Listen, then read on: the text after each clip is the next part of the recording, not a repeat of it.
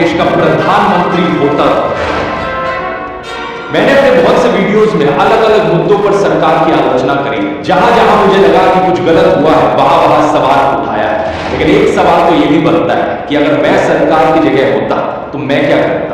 देखो, वैसे तो अभी के लिए पॉलिटिक्स में आने में मेरी ऐसी कोई ख्वाहिश नहीं, लेकिन अगर हमें देश को सही मायनों में बेहतर बनाना है तो इस सवाल पर विस्तार में बात करनी जरूरी है। क्योंकि सपने पूरे होने के लिए हमें पहले सपने देखना जरूरी है। कैसा होगा हमारे सपनों का देश, उसके लिए क्या कुछ किया जाना चाहिए, आइए जानते हैं आज के स्पेशल वीडियो में।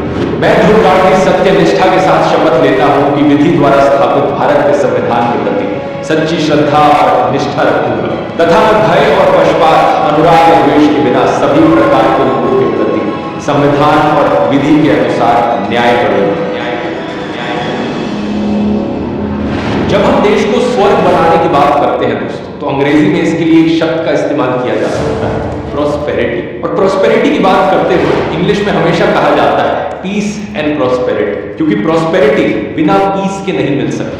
पीस यानी शांति और सेफ्टी, ये किसी भी देश की नींव की तरह है। इसके कई सारे अलग अलग हिस्से हो सकते हैं, जैसे कि पहला बॉर्डर सिक्योरिटी। अगर कोई दूसरा देश हमारे देश के खिलाफ जंग पर जाए या हमारे बॉर्डर्स को इन्फिल्ट्रेट करने की कोशिश करे तो हमारी डिफेंस फोर्सेस फाइट बैक करे और हमारी सेफ्टी इंश्योर करे। दूसरा हो सकता है आतंकवादी हमलों से सेफ्टी। साल 2001 में हमने देखा पार्लियामेंट पर टेरर अटैक, 2008 में मुंबई टेरर अटैक, 2015 में गुरदासपुर आतंकवादी हमला, 2019 में पुलवामा हमला, 2023 में Jaipur Mumbai express terror attack और हाल ही में हमने देखा रियासी आतंकवादी हमला, जहां पर 9 लोगों ने अपनी जान ली। इन्हीं पिछले कुछ दिनों में डोडा और कठुआ में भी आतंकवादी हमले देखने को मिले, जहां पर कितने ही लोगों ने अपनी जान ली। पिछले साल अगस्त के महीने में होम मिनिस्ट्री ने राज्यसभा में एक स्टेटमेंट रिलीज करी थी। पिछले 5 सालों में 761 आतंकवादी हमले देखने को मिले जम्मू एंड कश्मीर में, जिसकी वजह से 174 लोग मारे गए। हमें इन सभी तरीकों के आतंकवाद से सेफ्टी चाहिए।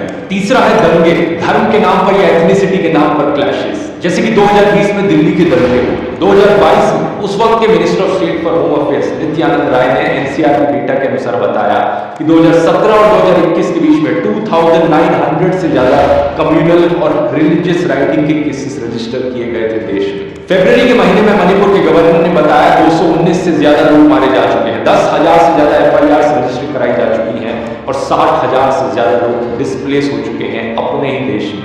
हमें सेफ्टी चाहिए रिलीजियस राइट्स और एथनिक क्लैशेस।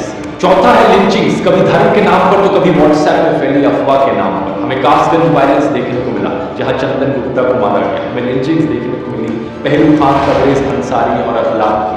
इन कॉम्युनल लिंचिंग्स के अलावा कई ऐसी भी लिंचिंग्स हुई जहां पर व्हाट्सएप पर अफवाह फैलती है कि कोई चाहे किडनैपर है तो कोई ऑर्गन हार्वेस्टर है, और इस बेसिस पर लोगों को मारा गया भीड़ के द्वारा। चाहे पालघर लिंचिंग हो जहां पर 2 साधु और उनके ड्राइवर्स को मारा गया, या फिर सॉफ्टवेयर इंजीनियर मोहम्मद आजम की लिंचिंग कर्नाटका में। हमें सेफ्टी चाहिए लिंचिंग से। पांचवा है क्राइम। क्या आप जानते हैं एनसीआर के डेटा के अनुसार साल 2022 में 28,522 मर्डर केसेस रजिस्टर किए गए थे पूरे देश भर में। इसका मतलब है ऑन एवरेज हर दिन 78 मर्डर केसेस। लेकिन मर्डर इकलौता क्राइम नहीं है, हमें हिट एंड रन और रोड रेज के केसेस देखने को मिलते हैं, जैसे कि पुणे पोर्शे का केस।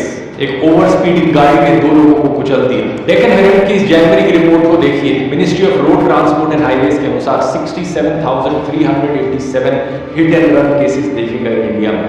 इनमें से 30,486 केसेस में लोगों की मौत हुई। सोचकर देखो, हर साल करीब 30,000 लोग मारे जा रहे हैं देश भर में सिर्फ गाड़ियों की वजह से, सिर्फ रैश ड्राइविंग की वजह से।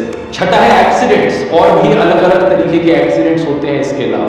कुछ हफ्ते पहले की दैनिक भास्कर की रिपोर्ट की हेडलाइन देखो, ना जांच ना ऑडिट, देश की बड़ी इमारतों में 2.5 साल में 1177 जाने गए। 2021 की टाइम्स ऑफ इंडिया की इस रिपोर्ट को भी देखो। इंडिया में हर दिन कम से कम 2 लोग मरते हैं ओपन पिट्स और मैनहोल्स की वजह से। एनसीआर के डेटा के अनुसार 2015 और 2020 के बीच में टोटल में 5,393 लोगों ने अपनी जान खोई गड्ढों में गिरकर। फिर है रेलवे एक्सीडेंट्स, कहीं पर ट्रेनों की डिरेलमेंट हो जाती है तो कहीं पर टकराव होता है। पिछले साल हमने देखा सबसे भयानक ट्रेन एक्सीडेंट, जहां पे ऑलमोस्ट 300 लोगों की जान गई। डेटा के अनुसार पिछले 60 सालों में नंबर ऑफ रेलवे एक्सीडेंट्स धीरे धीरे कम होते गए हैं, जो कि अच्छी चीज है। लेकिन टेक्नोलॉजी जितनी तेजी से इंप्रूव हुई है उस हिसाब से तो आज के दिन ऑलमोस्ट 0 रेलवे एक्सीडेंट्स देखने को मिलने चाहिए थे हमें। और ट्रेनों का एक्सीडेंट्स तो छोड़ो, जानते हो कितने लोग अपनी जान खोते हैं हर साल रेलवे ट्रैक्स को क्रॉस करते हुए। जनवरी 2024 में गवर्नमेंट रेलवे पुलिस ने ये डेटा प्रोवाइड किया। टोटल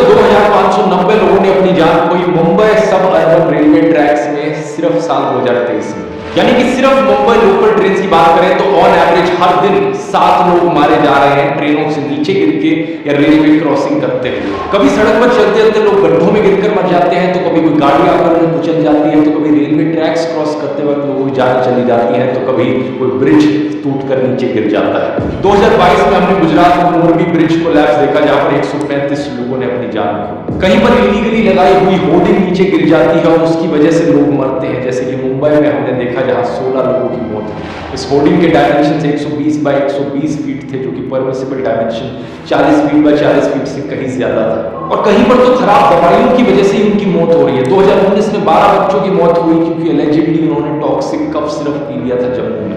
सोच कर देखो दोस्तों, एक आम इंसान की जिंदगी की कीमत आखिर इतनी सस्ती क्यों है? मैं अगर प्रधानमंत्री हूं तो मैं इस धारणा को बदलूंगा। किसी भी आम इंसान की जान की कीमत उतनी ही होनी चाहिए जितनी कि मेरी, यानी भारत के प्रधानमंत्री। हमारा देश 1947 में आजाद हो गया था, 1950 में हमारा संविधान लागू हुआ, लेकिन आज 2024 में भी कई लोग ऐसे हैं जिनके दिमाग में वही कॉलोनियलिज्म, वही फ्यूडलिज्म भरा हुआ है। इन लोगों के लिए बात हजम करनी बड़ी मुश्किल है कि एक आम मजदूर की, एक गरीब मजदूर की जान की वही कीमत कैसे हो सकती है जो भारत के प्रधानमंत्री या किसी बड़े अरबपति सेठ की जान की कीमत है। लेकिन जरा सोचकर देखिए, चाहे आप प्रधानमंत्री हो या कोई बड़े अरबपति सेठ हो या कोई गरीब मजदूर या एक मिडिल क्लास आदमी, अपने परिवार के लिए तो हर कोई उतना ही खास होता है ना। और संविधान की नजरों में भी ऐसा ही होता है। हमारे संविधान का आर्टिकल 14 है राइट टू इक्वालिटी, जिसके मुताबिक कानून की नजरों में हर कोई बराबर है। और सेकेंडली, देश में रहने वाले हर एक इंसान को लॉ की इक्वल प्रोटेक्शन मिलेगी। मैं इंश्योर करूंगा प्रधानमंत्री होने के नाते कि इस चीज को इंप्लीमेंट किया जाए, सेफ्टी और सिक्योरिटी हर किसी के लिए हो, क्योंकि जान है तो जहां है। आप पूछोगे लेकिन मेरे पास एग्जैक्टली सॉल्यूशन क्या है? अभी तक तो मैं सिर्फ प्रॉब्लम्स ही गिनाए जा रहा हूं, लेकिन सच बात यह है दोस्तों कि सॉल्यूशन की पहली स्टेप यही है, प्रॉब्लम को डायग्नोज करना। जब आप बीमार होते हैं और डॉक्टर के पास जाते हैं बीमारी को ठीक कराने के लिए, तो डॉक्टर सबसे पहली चीज क्या करता है? देखता है कि एग्जैक्टली कौन सी बीमारी है आपकी प्रॉब्लम का डायग्नोसिस लेता है, क्योंकि जब तक बीमारी नहीं पता होगी तब तक दवाई देने का कोई फायदा नहीं। 99% केसेस में अगर आप कोई भी दवाई दे दोगे तो उससे प्रॉब्लम सॉल्व नहीं होगी। यही चीज आपकी जिंदगी के लिए भी एप्लीकेबल है। जो भी चैलेंजेस आप अपनी लाइफ में फेस कर रहे हो, उन्हें ओवरकम करने के लिए सबसे पहली स्टेप है उन्हें आइडेंटिफाई करो। एग्जैक्टली क्या प्रॉब्लम है, उसकी क्या रूट कॉज है, उसी के बाद ही आपको पता चलेगा कि कौन सा सोल्यूशन यहां पर काम करेगा। जैसे कि अपनी पढ़ाई या काम पर ध्यान ना लगा पाना, दिन भर बैठकर बस फोन पर स्क्रॉल करते रहना, स्ट्रेस्ड फील करना, डिप्रेस्ड फील करना, इन सब चीजों की रूट कॉज हो सकती है खराब टाइम मैनेजमेंट। इन प्रॉब्लम से मैं भी सफर करता था, लेकिन फिर मैंने अपना एक प्रॉपर सिस्टम बनाया इनसे डील करने का। एक ऐसा सिस्टम जिसे मैंने एक्सप्लेन किया है अपने टाइम मैनेजमेंट और प्रोडक्टिविटी कोर्स में।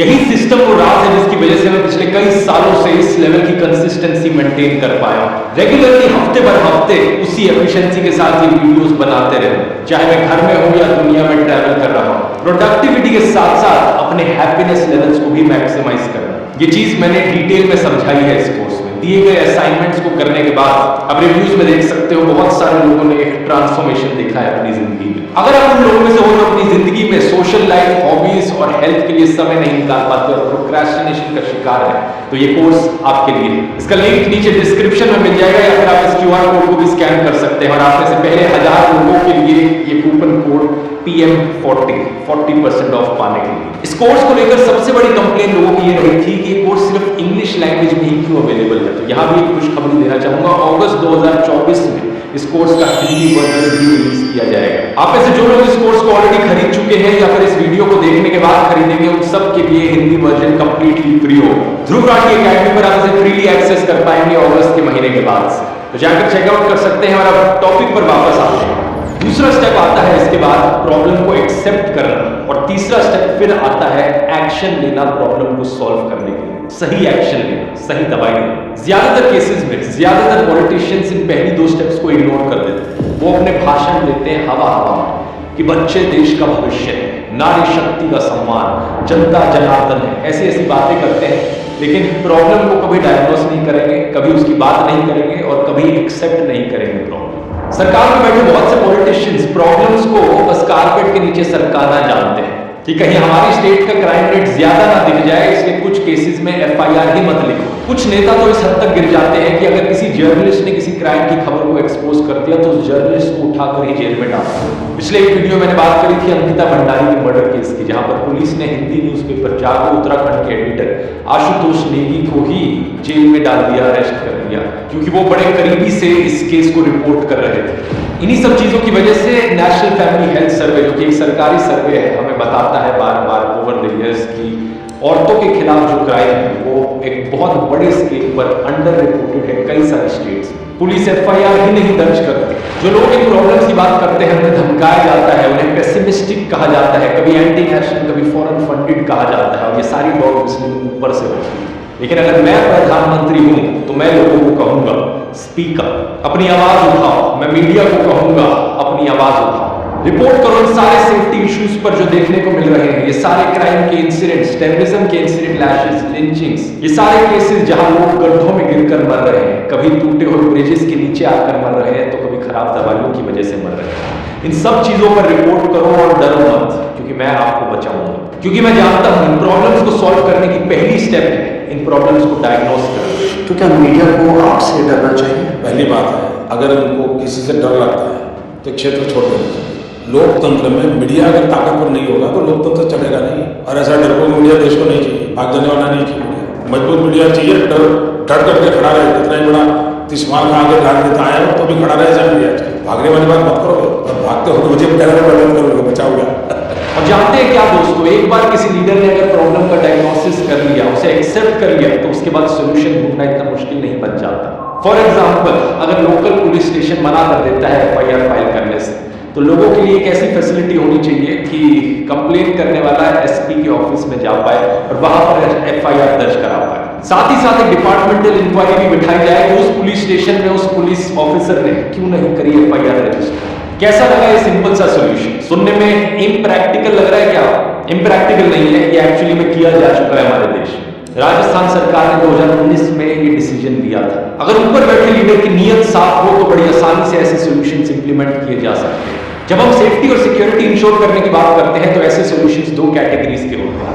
पहली कैटेगरी है प्रिवेंटिव सॉल्यूशंस, यानी कि हम ऐसे कदम उठाएं जिसकी वजह से वो प्रॉब्लम एग्जिस्ट ही ना करे, प्रॉब्लम को होने से पहले ही रोक दे। दूसरी कैटेगरी होती है प्यूनिटिव सॉल्यूशंस की। अगर प्रॉब्लम हो रही है तो उसके खिलाफ फाइट किया जाए और प्रॉब्लम करने वाले को पनिश किया जाए, ताकि बाकी और लोग इनकरेज ना हो दोबारा से वो गलत काम करने के। एग्जाम्पल से समझाऊं, क्रॉस बॉर्डर सिक्योरिटी से शुरुआत करते हैं। यहाँ पर प्रिवेंटिव सॉल्यूशन क्या हो सकता है?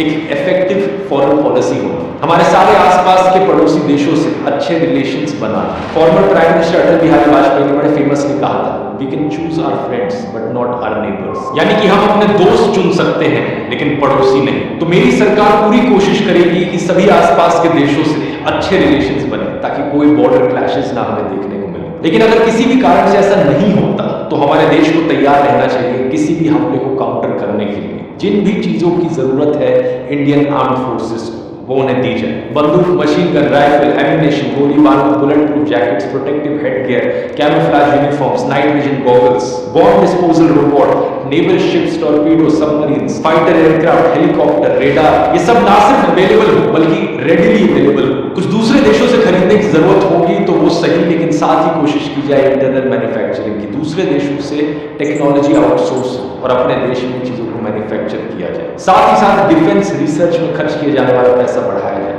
रिसर्च एंड डेवलपमेंट में बजट बढ़ेगा। रेगुलर इंस्पेक्शंस कराए जाए ताकि कोई भी खराब हवाई जहाज या खराब हेलीकॉप्टर की वजह से हमारे एक भी पायलट की मृत्यु ना हो। अगला प्रिवेंटिव सॉल्यूशन है यहाँ पर हमारे सोल्जर्स की मेंटल हेल्थ को एक प्रायोरिटी बनाना। ये एक ऐसा मुद्दा है जिसकी बहुत कम बात करी जाती है। 2022 में minister of state for defence Ajay Bhatt ने राज्यसभा को बताया कि पिछले 5 सालों में हमारे आर्म फोर्सेस के 819 जवानों ने आत्महत्या की। इंडियन प्राइम मिनिस्टर होने के नाते मेरी कोशिश होगी इस नंबर को 0 तक लेकर जाना, और ये किया जाएगा मेंटल हेल्थ प्रैक्टिशनर्स को एंगेज करके। मैं 1800 मेंटल हेल्थ प्रैक्टिशनर्स को हायर करूंगा। आप पूछोगे ये 1800 का एग्जैक्ट नंबर क्यों बोल रहा हूँ? इसके पीछे एक सिंपल कारण है, हमारी इंडियन आर्मी में करीब 12 लाख एक्टिव पर्सनल्स हैं। वर्ल्ड हेल्थ ऑर्गेनाइजेशन की रिकमेंडेशन है कि हर 10,000 से लेकर 20,000 लोगों के लिए एक मेंटल हेल्थ प्रैक्टिशनर होना चाहिए देश में। लेकिन क्योंकि मिलिट्री सेटिंग और भी ज्यादा इंटेंसिव होती है, अमेरिका में जो यूएस आर्मी है उन्होंने 700:1 की रेशियो मेंटेन कर रखी है। हर 700 सोल्जर्स के लिए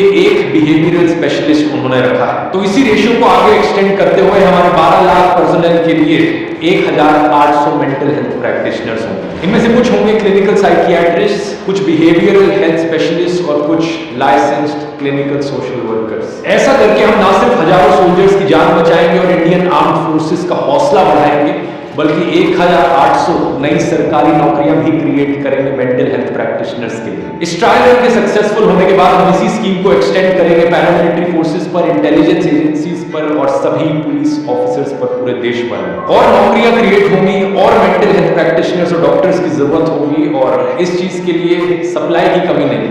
जैसा कि आप देख सकते हो, किसी भी कॉलेज सीट के लिए कितने लोग एक एग्जाम को लिखते हैं देश में। हमें डिमांड बहुत ज्यादा चाहिए लेकिन सप्लाई की भी कमी नहीं है, बस कनेक्ट करने की जरूरत है। इसका मतलब एजुकेशन इंफ्रास्ट्रक्चर पर काफी सारा पैसा खर्च करने की जरूरत है। तो प्रधानमंत्री बनते ही one of the first steps मैं लूंगा एजुकेशन बजट को 3 से 4 गुना बढ़ाना। आप पूछोगे इसका पैसा कहां से आएगा? कुछ पैसा तो आएगा कॉर्पोरेट टैक्स बढ़ाकर। इस खबर को देखिए, सरकार ने पिछले कुछ सालों में कॉर्पोरेट टैक्स को नीचे गिरा दिया, जिसकी वजह से करीब 1 लाख करोड़ रुपए सरकार ने कम कमाया है। ये 1 लाख करोड़ रुपए एक्स्ट्रा कमाए जा सकते हैं अगर सरकार कॉर्पोरेट टैक्स को दोबारा से उसी लेवल पर ले जाए जिस लेवल पर 2017-18 में हुआ करता था। इसके अलावा कुछ पैसा बजट की रीएलोकेशन से आएगा। हाईवेज बनाने पर हमारी सरकार ऑलमोस्ट 2 लाख करोड़ रुपए खर्च करती है, जबकि इस आर्टिकल को देखिए, एनएफएचएस सर्वे के अनुसार सिर्फ 8% इंडियन परिवारों के पास गाड़ियां हैं। 50% लोग हमारे देश में अभी भी साइकिलों का, बाइक्स का या स्कूटर्स का इस्तेमाल करते हैं। सिर्फ 8% लोगों के फायदे के लिए यहाँ पर क्यों पैसा खर्च किया जा रहा है? इससे बेहतर है इस पैसे को एजुकेशन में लगाया जाए।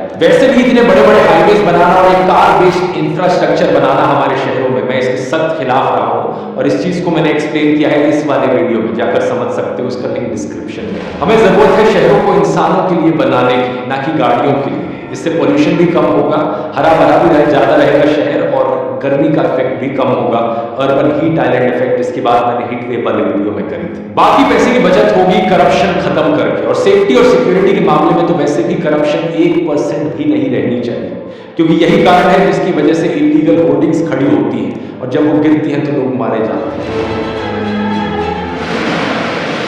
करप्शन ही कारण है जिसकी वजह से खराब दवाइयां सेफ्टी चेक से पास हो जाती हैं। मसालों में कैंसरस केमिकल्स पाए जाते हैं क्योंकि फूड सेफ्टी वाला वहां पर रिश्वत खाता है। करप्शन के पीछे 3 मेन रीजंस हैं। पहला कारण है टॉप डाउन अप्रोच, जो कि सबसे बड़ा रीजन है करप्शन के पीछे। किसी भी पुलिस वाले को जब आप रिश्वत देते हो, सरकारी अफसर को रिश्वत देते हो, कभी उनसे पूछकर देखो कि वो क्यों रिश्वत मांग रहे हैं, तो उनका जवाब रहेगा कि उन्हें ऊपर कुछ पैसा देना होता है, ऊपर भी कुछ कट देना होता है। और वो ऊपर वाले अफसर से जाकर अगर आप कभी पूछोगे तो वो बोलेगा कि मुझे और ऊपर कट देना होता है। यहाँ पर एक पूरी चेन फॉलो होती है करप्शन की, एक ऐसी चेन जो पहुंच जाती है सीधा चीफ मिनिस्टर या प्राइम मिनिस्टर तक। यानी किसी भी देश में करप्शन की असली रूट उस देश के पीएम या स्टेट के सीएम होते हैं। इस चेन को अगर तोड़ना है तो वो ऊपर से ही तोड़ा जा सकता है, ऊपर बैठे लीडर की नीयत साफ। दूसरा कारण है करप्शन के पीछे पुलिस ऑफिसर्स और बाकी सरकारी एम्प्लॉयज का ओवरवर्क होना और अंडरपेड होना। इस पर आपको ढेर सारे आर्टिकल्स मिल जाएंगे ऑनलाइन कि कैसे हमारे देश में पुलिस ऑफिसर्स ओवरवर्क हैं, 12-12 घंटे काम कराया जाता है उनसे और पेमेंट ढंग से नहीं मिलती। कई रिपोर्ट्स ये सामने आई हैं जो बताती हैं कि ढेर सारी स्टेट्स में पुलिस बहुत अंडरस्टाफ्ड है और ओवरबर्डन्ड है। सॉल्यूशन सिंपल है, इसका पुलिस की संख्या डबल कर। कोर्ट्स और जजेस की बात करें तो वहां भी यही हाल है, ओवरबर्डन्ड है। Former chief justice of India TH. Thakur तो अपनी स्पीच में इस ओवरबर्डन की बात करते हुए रो भी पड़े थे एक बार। Speeches have been made in the past, in conferences, in seminars, debates in the parliament, but I think nothing there appears to be moving. यहाँ भी वही सोल्यूशन है कि जजेस और कोर्ट्स की संख्या बढ़ाई जाए। तीसरा कारण करप्शन के पीछे है ग्रीड, किसी इंसान का लालची होना, और ये एक्चुअली में सबसे छोटा कारण है मेरी राय। अगर पहले 2 कारणों का सोल्यूशन निकाल दिया तो तीसरा कारण सॉल्व करना बड़ा आसान है। स्ट्रिक्ट लॉज और हार्श पनिशमेंट, ताकि कोई भी ऐसा करने की ना सोचे। पुलिस की बात करें तो हमें पुलिस रिफॉर्म्स की भी जरूरत है। जब कोई केस मीडिया स्पॉटलाइट में आ जाता है, उस पर काफी आउटरीच होती है, तो सबकी एक ही डिमांड होती है हमेशा कि इस केस को सीबीआई को ट्रांसफर कर दिया, क्योंकि एक परसेप्शन लोगों की ये बन गई है कि स्टेट पुलिस किसी भी इंपॉर्टेंट केस में सही से इन्वेस्टिगेशन नहीं कर सकती। जरा सोचकर देखो, किसी केस को अगर मीडिया स्पॉटलाइट नहीं मिली, जिसे सीबीआई में ट्रांसफर नहीं किया गया, तो क्या उसमें बढ़िया इन्वेस्टिगेशन की जरूरत नहीं है? उन केसेस का क्या? इसलिए जरूरी है कि हर एक स्टेट में सीबीआई टाइप की एक ऑर्गेनाइजेशन जो इन्वेस्टिगेशन करे, केस सॉल्व करे, जिसकी उसी हिसाब से ट्रेनिंग करी जाए। स्टेट लेवल पर एक इन्वेस्टिगेटिंग एजेंसी बनाई जाएगी और हर एक केस का इन्वेस्टिगेटिंग ऑफिसर इसी ब्रांच से हो। अब सोचकर देखो दोस्तों, ये सारे सही कदम उठाने से देश में क्या क्या सही हो जाएगा। देश के सभी पुलिस ऑफिसर्स और सरकारी कर्मचारियों को अच्छी सैलरी मिलेगी, अच्छा मेंटल हेल्थ केयर मिलेगी, उन्हें मेडिकल इंश्योरेंस, लाइफ इंश्योरेंस और फैमिली बेनिफिट्स भी मिलेंगे। सबके लिए स्ट्रिक्टली 8 घंटे की लिमिट सेट करी जाएगी, कोई भी दिन में 8 घंटे से ज्यादा काम नहीं कर सकता। ज्यादा वर्कलोड को मैनेज करने के लिए सफिशिएंट पुलिस फोर्स होगी, वैकेंसी सारी फिल करी जाएगी, करप्शन खत्म हो जाएगा, ईमानदारी से काम होगा। इसकी वजह से हर एक देशवासी के मन में पुलिस के प्रति सम्मान होगा, ग्रैटिट्यूड का भाव होगा और पुलिस वाले भी हर एक नागरिक से सर या मैम करके बात करें, ये उन्हें कहा जाएगा, चाहे वो कितने भी अमीर या कितने भी गरीब क्यों ना। इमेजिन करो, पुलिस के सिस्टम में ही ऐसा रूल बना दिया गया कि हर एक पुलिस ऑफिसर किसी भी सिटीजन से बात करते वक्त उन्हें सर या मैम करके एड्रेस करेगा। अपने आप माइंडसेट में चेंज आने लगेगा। सेक्सुअल हैरेसमेंट जैसे क्राइम्स की बात करें तो वहां पर भी लोगों के माइंडसेट और एटीट्यूड को बदलने की जरूरत पड़ेगी, जो कि मेन रूट कॉज है। कुछ लोगों का माइंडसेट जो एक औरत को इंफीरियर सब ह्यूमन मानता है, औरत को ऑब्जेक्ट की तरह देखता है। इसकी बात मैंने कई वीडियोस में करी है, जैसे कि एनिमल वाला वीडियो। अब मैं ये नहीं कह रहा कि मैं एनिमल जैसी फिल्में या हनी सिंह और बादशाह टाइप के गंदे गानों पर बैन लगा दूंगा, क्योंकि मेरा मानना है फ्रीडम ऑफ एक्सप्रेशन। लेकिन प्रधानमंत्री होने के नाते मैं रिक्वेस्ट करूंगा सिंगर्स और बॉलीवुड एक्टर्स से कि वो अपनी फिल्मों से और गानों से मिसोजिनी को हटाएं, औरतों की ऑब्जेक्टिफिकेशन को हटाएं, और मैं खुद से अच्छे कंटेंट को प्रमोट करूंगा। ये माइंडसेट बदलने का एक और तरीका होगा स्कूल में जेंडर सेंसिटाइजेशन क्लासेस को इंट्रोड्यूस करना। बचपन से ही बच्चों को सही माइंडसेट सिखाया जाए, जिससे कि जब वो बड़े हों तो समाज में अपने आप ही सही मानसिकता फैले। वेपन्स लॉबी वाले वीडियो में मैंने डिस्कस किया था कि कैसे ऑस्ट्रेलिया और सर्बिया जैसे देशों ने अपने देश में मौजूद इलीगल हथियारों को खत्म कर दिया, एक एमनेस्टी पीरियड जारी करके। उन्होंने अपने देशवासियों से कहा कि जिसके पास जितने भी इलीगल हथियार हैं, हमें आकर सौंप दो सरकार के पास, और अगर आप इस टाइम पीरियड में हमें दोगे तो आपके खिलाफ कोई एक्शन नहीं लिया जाएगा। 1 महीने के अंदर 1 लाख से ज्यादा इलीगल वेपन्स इकट्ठे हो गए थे सर्बिया में। ऐसा ही कुछ मैं करूंगा इंडिया में इलीगल हथियारों को खत्म करने के लिए। इन सारे प्रिवेंटिव और प्यूनिटिव सॉल्यूशंस को इंप्लीमेंट करके हम एक ऐसा इंडिया बनाएंगे जो ना सिर्फ हर इंडियन के लिए सेफ और सिक्योर हो, बल्कि हर फॉरेनर के लिए भी। आपको ये सॉल्यूशंस शायद इम्प्रैक्टिकल लग रहे हो, लेकिन इनमें से कोई भी सॉल्यूशन ऐसा नहीं है जो पहले कहीं इंप्लीमेंट ना किया गया। सिंगापुर वाले वीडियो मैंने बताया था कि कैसे 1960s में सिंगापुर का बुरा हाल था, पॉवर्टी वहां हर जगह देखने को मिलती थी, एथनिक क्लैशेस देखने को मिलते थे। लेकिन ग्लोबल पीस इंडेक्स 2024 की इस लिस्ट को देखो, सिंगापुर नंबर 5 पर है। अगर सिंगापुर यहां तक उठकर आ सकता है तो हम इंडिया को भी नंबर 1 ले जा सकते हैं रैंक में इस लिस्ट पर। World's most peaceful and prosperous country, हमारा देश, द रिपब्लिक ऑफ इंडिया। कैसा लगा मेरा सपना दोस्त? ये एक स्टार्टिंग पॉइंट था एक वीडियो में सारे इश्यूज की बात करना पॉसिबल नहीं है, तो इस वीडियो में मैंने सेफ्टी और सिक्योरिटी पर फोकस किया। लेकिन अगर आपको प्राइम मिनिस्टर ध्रुव राठी का वीडियो अच्छा लगा तो नीचे कमेंट्स में लिखकर बताओ, ऐसे ही और वीडियोस देखना चाहोगे। Unemployment, inflation, poverty, wealth inequality, loneliness, pollution, climate change और बायोडाइवर्सिटी लॉस जैसे इश्यूज को टैकल करते हुए इस पर पूरी एक सीरीज बनाई जा सकती है। अगर आप इंटरेस्टेड हो तो नीचे कमेंट्स में लिखकर जरूर बताना। और अभी के लिए टाइम मैनेजमेंट कोर्स का लिंक नीचे डिस्क्रिप्शन में मिल जाएगा, या फिर आप इस QR कोड को भी स्कैन कर सकते हैं। कूपन कोड है PM40। ये वीडियो पसंद आया तो सिंगापुर वाला वीडियो जरूर देखना यहाँ क्लिक करके, जिसमें मैंने समझाया है कि कैसे सिंगापुर एक डेवलपिंग से डेवलप्ड कंट्री बन गई, कैसे वो एशिया की नंबर 1 कंट्री बन गई। यहाँ क्लिक करके देख सकते हैं। बहुत बहुत धन्यवाद।